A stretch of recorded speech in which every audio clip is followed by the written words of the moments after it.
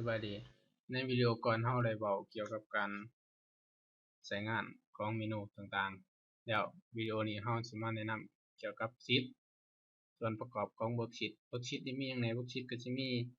1ถ้าเอาเมาส์มาใส่จังซี่เขาเอิ้นว่า active cell อันนี้คือ cell เมาส์อยู่ไสมองเราก็กำลังเฮ็ดเวียกอยู่กับมองหันว่าจ้ะอันนี้คือ active cell แล้วส่วนประกอบของเวิร์กชีตก็คือมีอยู่ในรวมกันทั้งหมดอยู่ประมาณในส่วนนี้แต่นี้มาอันนี้คือส่วนประกอบของเวิร์กชีตอันนี้ส่วนประกอบรวมหมดอยู่ในนี้แล้วมันสิมี active cell เราได้บอกไปแล้วอันนี้คือเราเอาเมาส์ใส่เป็นการเฮ็ดเวียกกับตัวนั้นแล้วสิมีตัวนี้เป็นการใช้สูตรฟอร์มูลาตัวนี้ฟอร์มูลาบาร์ก็เอิ้นฟอร์มูลาบาร์เป็นสูตรแท็บใส่สูตรเราสามารถเพิ่มใส่สูตรได้แล้วต่อมาเป็นโดนี่คือแถ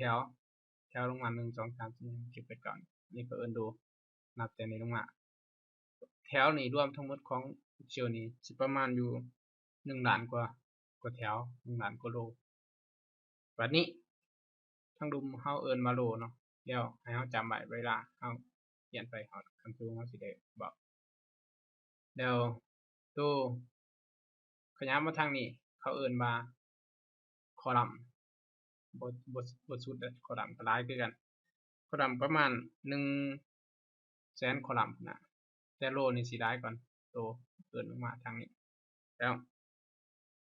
เวลาเฮาใช้งานเกี่ยวกับโดนี่มันสิมีบอกอยู่ว่าเฮาใช้อยู่กับตัวนี้เมาส์ของเฮาอยู่ active cell ใดเวลาเฮาเอามาใส่A9 ก็คือเฮาอยู่โลที่9แถวโล A ว่าซะบ่แม่นคอลัมน์ A เฮาอยู่คอลัมน์ A อยู่แถวที่9ก็อันนี้ต้องเอาเมาส์มาใส่เพื่อเป็นการ active ว่าเฮาอยู่คอลัมน์ E โดที่